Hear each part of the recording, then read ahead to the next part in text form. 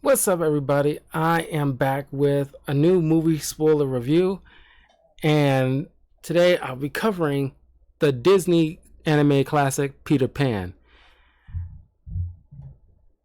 So, I already covered Finding Neverland starring Johnny Depp, so it's up on my YouTube channel so you can check it out and let me know what your thoughts are if you've seen that movie. Highly encourage you do. So, now I'm covering the animated version of that story that J.M. Barrie have created, that Disney eventually bought the rights to from the estate. So we'll go through the trailer of the film and then break down the movie.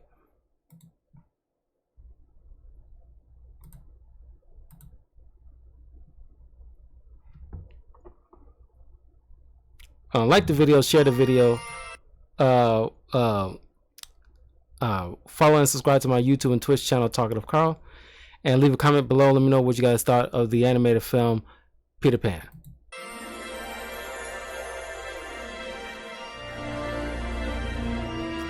And a meme was born. All it takes is faith and trust, and just a And another little meme was bit born. of pixie dust. Here we go!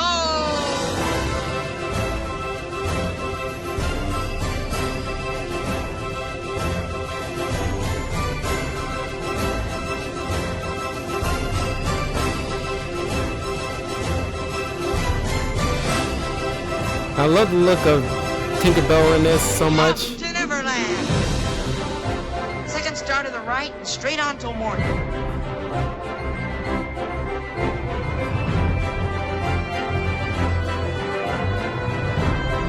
Stop! Was that Peter Pan? I have the strangest feeling that I've seen that ship before, a long time ago, when I was very young.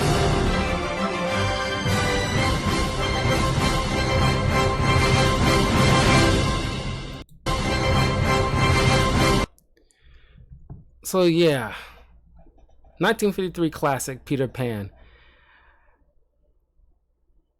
So the movie is set early 1900s, where I guess they're kind of playing fast and loose with like the storybook version and it being for real in this universe, the folklore of Peter Pan, who is the boy who never grew up.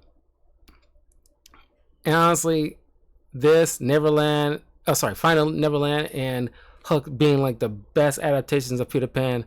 And honestly, Hook is the better live action adaptation of Peter Pan to this day, in my opinion, and it has not been beaten. So we open with Wendy telling her brothers the story of Peter Pan, which they've been told throughout their young lives, starting with the mom about this tale of the boy who never grew up and all these adventures in Neverland and fighting pirates and what they call Indians, but we don't call them that. Haven't called them that in a very long time, but it's Native Americans. But of course, the dad, who kind of reminds me of the dad from Mary Poppins, very, stuck up British type, who you would think maybe he's like the middle class to broaching upper, the lower end of the upper class, who is tired of the childish shenanigans, like having the dog like the nanny, and Wendy telling her, you need to start growing up. The first thing you need to do is start getting your own room. Clearly she would have been like, what, good 13 years old at this time. Don't know why she hasn't had her own room long ago, considering that she is one of two women in this house full of guys. So she should have long since had her own room. So he tells her, like, you need to learn when to grow up. And so telling this childish little tales of Peter Pan and everything like that. And to be fair to that, this girl talks people's ears off when she just goes off about Peter Pan. Most people can understand somewhat, because I like Pokemon, Yu-Gi-Oh, and Naruto, so I can go on and on and on about those subjects for hours, because it's so much, the world building and characters and everything like that about them in that world. So I can understand. But it isn't just about the world around Peter Pan, like Neverland and all the characters involved in it. She is hyper focused on Peter himself. When I talk about Naruto, I'm not solely focused on Naruto himself, even though the world is about him or centered around him.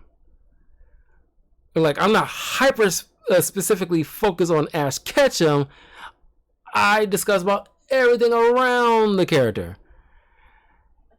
But I understand, because she's like a young girl getting to that age when she started taking interest in boys. So I think for Wendy, Peter Pan is like the Justin Timberlake or Justin Bieber of that era. It's kind of like how girls, I think a lot of girls will probably look at Peter Pan and the Robin Hood Fox as their like sexual awakening, because they embody things that interest girls: bravery, confidence, daringness, pretty decent body frame, boyish charms, good looks, confidence, things that excite young girls. Adventurous. So I wouldn't be surprised if Wendy would have had a poster of Peter Pan in her freaking room. The way she goes on and on and on about him. Matter of fact, she talks about how she don't know why, the mom get a little worried about this girl at a certain point, because she talking about she trapped his shadow just to make sure he comes back to their room. Which, if you talk about it, gets kind of creepy. So, of course, lo and behold, Peter does show back up. And she wants, she goes on and on and on. And Peter just stops in the middle of all. It's like, man, girls talk too much. It's like, don't get triggered when you hear that, because you do need to check this out with your kids if you have kids. Don't get triggered by that, because y'all know it's true that women tend to have the higher vocabulary compared to boys. So of course, y'all can talk a guy's ear off. Y'all know y'all do. Especially if you just allowed to just rant. You just go full tilt into it. So she glues his shadow back on, and hearing that the father's forcing her to grow up, he was like, oh, I have none of that. You can come to me to Neverland, where you don't have to grow up. And of course, she doesn't want to leave her brothers alone, so they tag along with them. Of course, Tinkerbell is a little hesitant, clearly jealous, because you see they kind of roll back around in the movie Hook. She obviously has a thing for Peter, because she travels with him a lot. Obviously grew some kind of relationship, or at least feelings towards him, because they're pretty much partners in crime. You see also that with the mermaids, because clearly they have a thing for Peter as well, to the point where they practically drowning Wendy when they meet her. And they act so playful. Yeah, girls don't like other girls. It's like, they even put that in the freaking movie, where it's like, if there's like a particular man that girls are into, and they know this other girl that they definitely don't know is also into him, You don't think they would sabotage any chances that girl has to be alone with this kid? Like, it's a thing. It's a thing. It's not saying like every girl does this, but girls have done this. So much so where it is noticeable. And it's not a stereotype. It is a thing. They may not drown other girls, but they definitely will sabotage their reputation just to make her undesirable. So this is just a cartoonist version of it.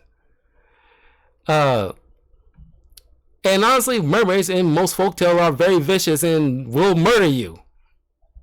So that's not too far off either. This is just a cartoonist version of that, where there's no death. So the Darling children go off with Peter and Tinkerbell to Neverland, and of course Tinkerbell does not like Wendy. You can see the fumes coming out of her ears when these two get a little close, and I was like, ugh. Like, honestly, Tinkerbell is my favorite part of this entire film. I love Tinkerbell. And of course, you get the meme with, like, he pats her on the butt to get the fairy dust onto the kids. It's kind of freaking funny. And honestly, you girls have been in Tinkerbell's position before, so don't act all clutching pearls about it. So as soon as they get to Neverland, they are immediately fired upon by Captain Hook, who honestly, in Disney animated films, one of the best villains, because like, God, just a villain, just embracing the fact that he's a villain. Nowadays, the last time I seen a villain embrace being a villain, and there's no stupid sad stop story to excuse his actions in any kind of way, was Skeletor in the He-Man movie this year. Where he just, yeah, I like being evil. It makes me happy. So yeah, he's a pirate. Pirates are known to pillage, plunder, and kill. Matter of fact, if live action Disney stuff wasn't such a cesspool, it would have been a cool idea to have a 1 second here, let me check something.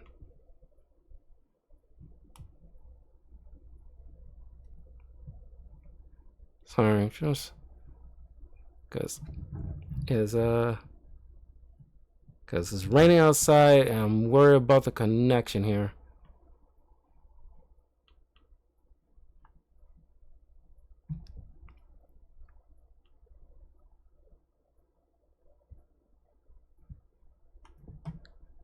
Okay. I can't see the mouse cursor.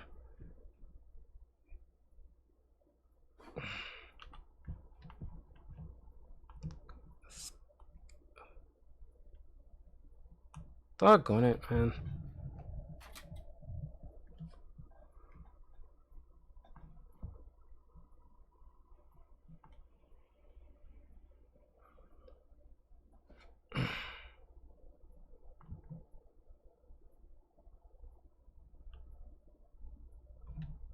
There it is. Okay. Everything's still copacetic.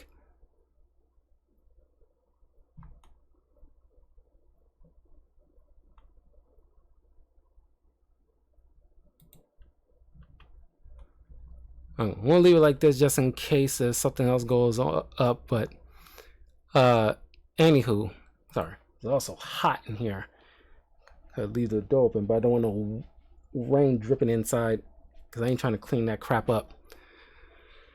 Anyway, so Captain Hook, honestly, great Disney villain, and could have been a great idea for an origin story of how, you know, he became Captain Hook, and what kind of villains he probably dealt with, and he made a name for himself.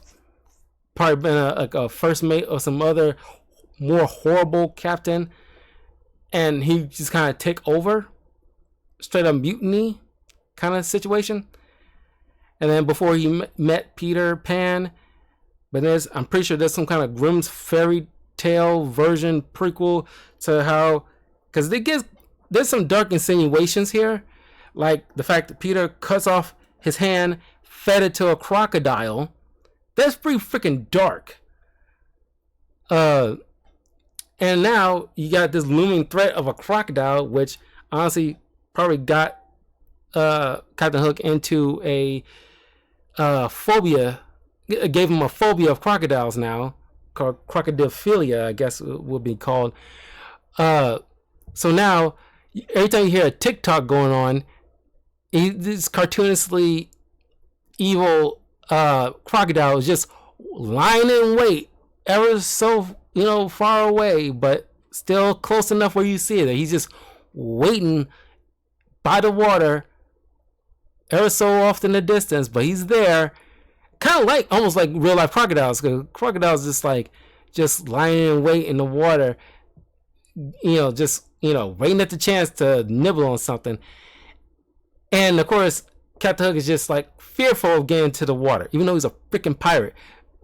He has to eventually get on like a lifeboat to get to certain places, but he does not want to get into the water because that crocodile is there nearby, chomping at the bit, because he got like a taste of him now.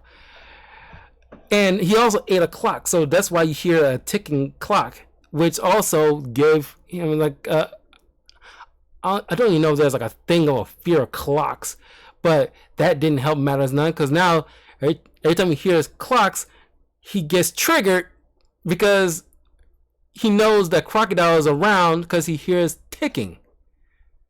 So now he wants just to know, because you'll see in Hook they smash any clock, every clock. I'm not sure it's every clock in Neverland, but it's darn near every clock he finds. He smashes it so that way, if he hears ticking, he knows it's specifically the crocodile. It won't be no false sense of security around. It really traumatized Hook in a way. It's kind of messed up, but that crocodile is just like waiting. He's just like, yeah, I'm here, mother. They're like, yeah, I got you. I see you. Yeah, I see you. Just waiting. I can wait. So he clearly, Hook wants a revenge for what Peter did. So he's been scheming in ways of trying to find his hideout.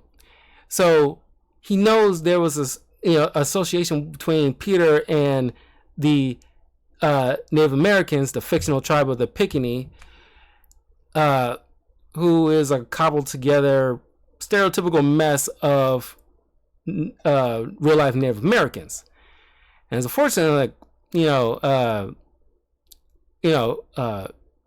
I like the design of Tiger Lily, but it's a shame that she doesn't speak, because clearly Tiger Lily would have had like a thing for Peter himself too, just like almost any other young girl you see in this film.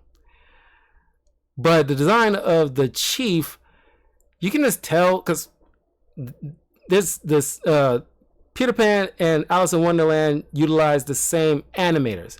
If you look at the mouth movements of the chief and compare it to the mouth movements of the Queen of Hearts, it's pretty much similar to the way the mouth flaps work.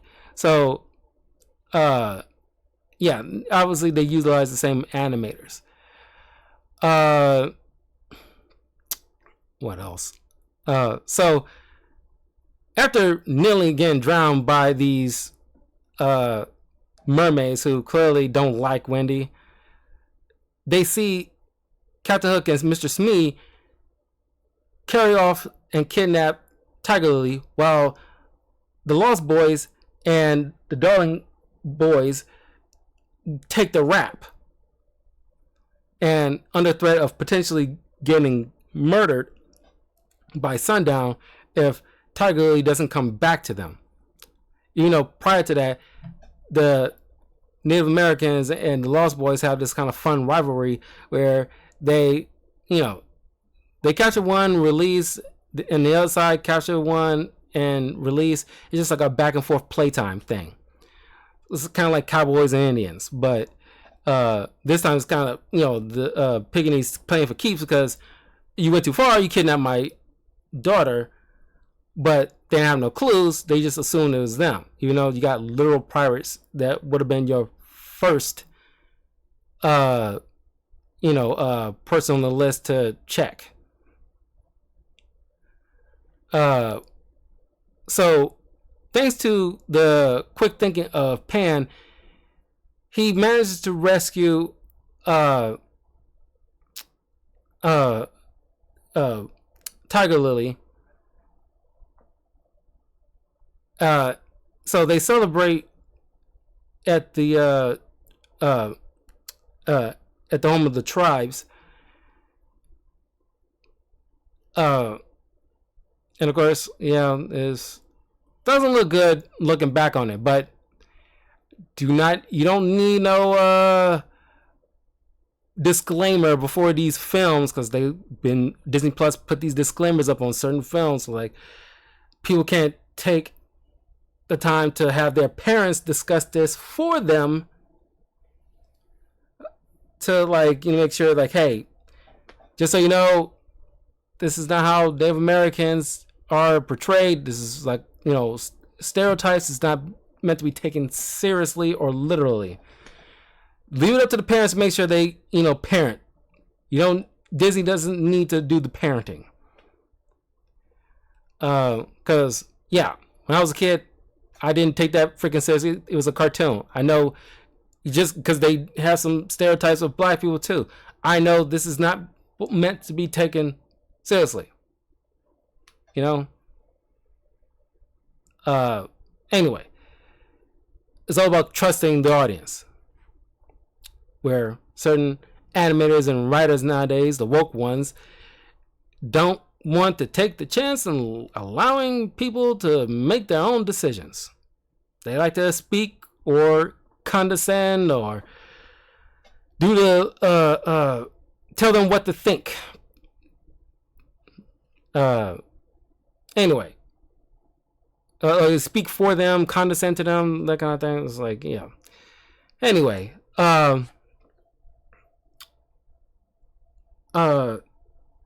so after realizing Tinkerbell has it out for Wendy, Captain Hook makes a deal with her.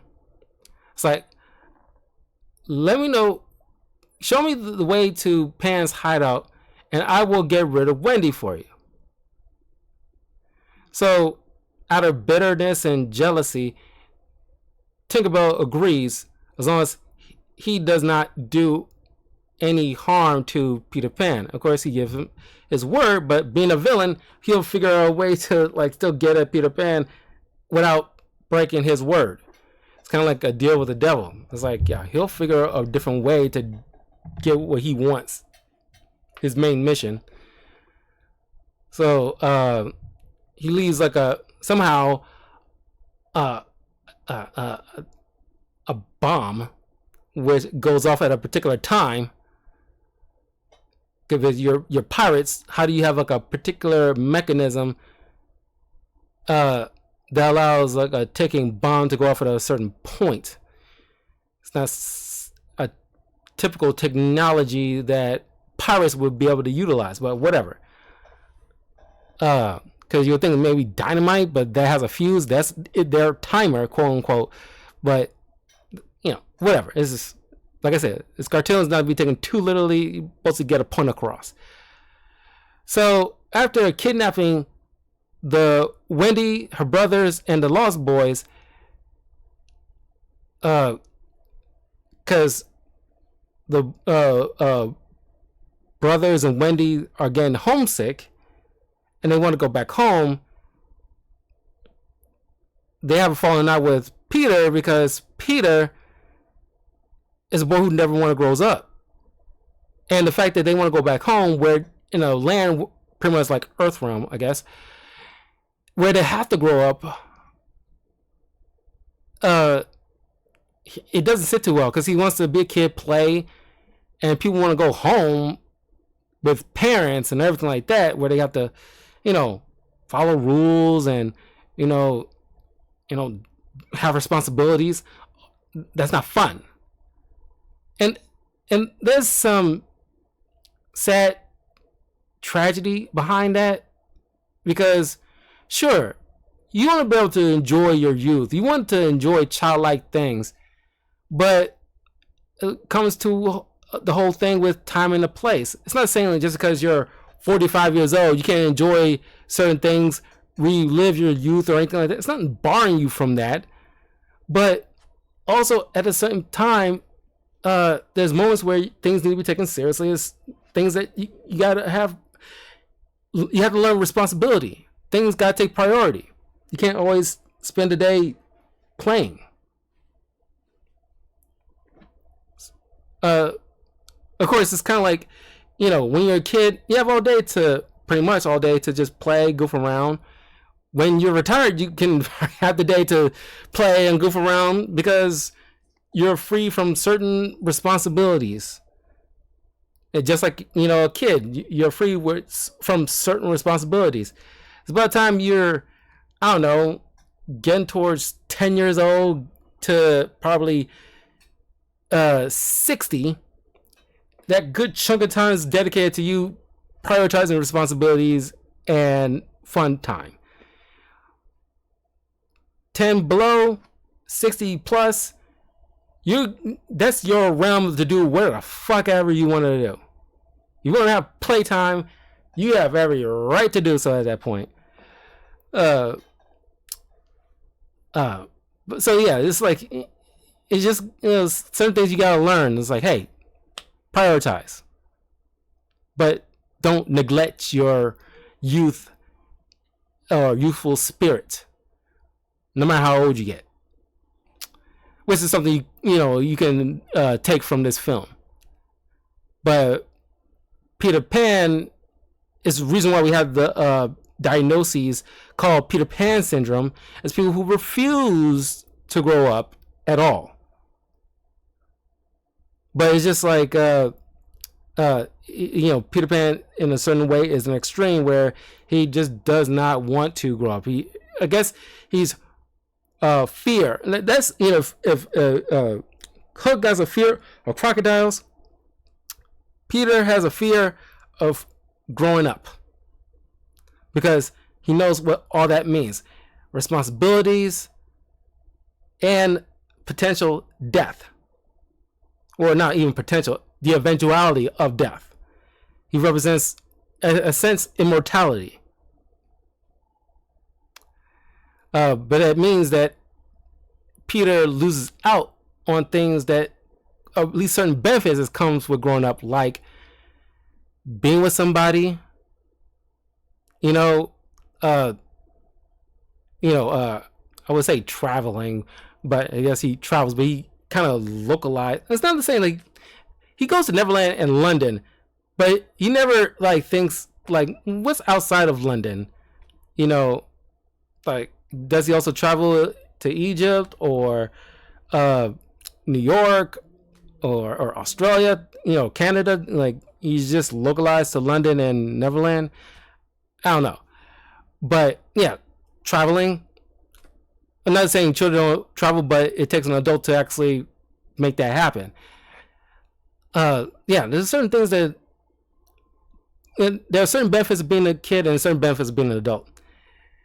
And it's not until maybe you're, in a retirement age where you have a good blend of the two. But Peter obviously wouldn't have seen it that way. He only seen the fun of just playtime all the time, and maybe occasionally fighting pirates. So, anyway, what else? So the bomb goes off. The children all think that Peter is dead along with Tinkerbell, but Tinkerbell manages to and Pan help each other get out of the rubble. So they go off, rescue Wendy and the boys, and they help each other fight off the pirates. And Hook gets thrown into the water, where he immediately gets chased after by the crocodile, while Mr. Smee bitches out along with the other pirate crew, and they go to rescue Hook while he's skittering along the water, getting chased by this very fast moving crocodile. So, utilizing Tinkerbell's fairy dust, it allows the ship to fly so they can carry the kids home, where I guess Peter comes around on the fact that Wendy and her brothers want to go back home because they're getting homesick. That I kind of wish there was like a moment where Peter, maybe it's brief, but there's a little bit more time dedicated to like Peter comes to an understanding of why it's so important to like have things like mothers and fathers to look after them, and the purpose of some benefits of growing up. So he takes them back home, where they magically are just thinking it's like a dream. They're back in bed. It's no good transition. I guess, I don't know if they ran out of time or budget, so they're just kind of magically back into their rooms, where the parents, I'm not sure how time works between Earthrealm and Neverland, but they're just showing back up from their party, and the children tell them about the adventures of Neverland, and the parents look outside and they see a pirate ship in the sky, but it's in a shape of clouds, and the father gets a kind of like a moment of clarity, like he's remembering some adventures himself that he long since forgotten, because he grew up. And he also kind of apologizes to Wendy because, like, hey, look, I didn't mean to blow up on you earlier. Like, I need you, like, I would love for you to stay a kid as long as possible. Because it's also learning that, the parents not wanting the kids to grow up too fast, spending time with them while they're young and enjoying their youth, and the time they really do need the parents around, and not being so busy where you neglect the kids too long to the point where they will get old to a point, or even by teenage years, they rarely want to spend time with their parents at all because they'll have their own thing going. You'll miss those years. You'll want those years back. That line of dialogue comes in full circle in the Hook movie with Peter's wife bringing that to his attention. We'll get to that eventually, but that's pretty much Peter Pan. Great film. Had a great time. Great villain. Just a thoroughly enjoyable film. And most people don't care for Disney Plus because all the new shows that Disney doesn't pan out so well, no pun intended. The price hike, or just there's like not much, to at least to some people, there's not much benefits of having Disney Plus like it was initially pitched, especially if certain movies comes out in theater and people choosing not to waste time going to theater when it's going to be on Disney Plus in the next few months.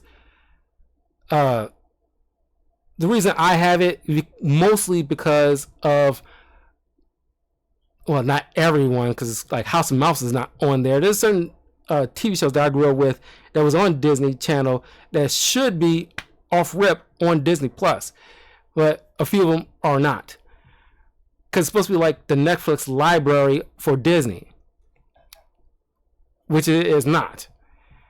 There's a lot of stuff on there, but not everything.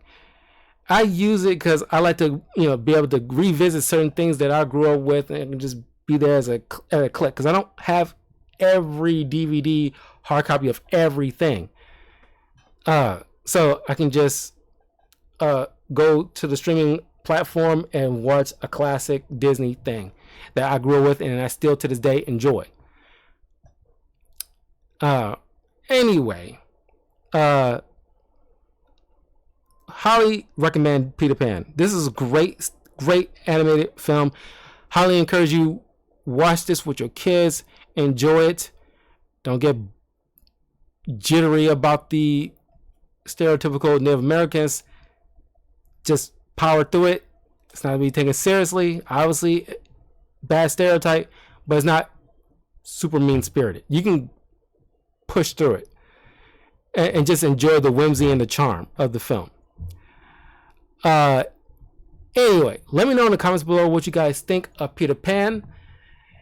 The villains, all the characters. Let me know what your thoughts are, and I will see you all for the final film that I'll be reviewing. Robin Williams, another one of his classics, Hook, directed by Steven Spielberg. So look forward to that, and I'll see you all soon.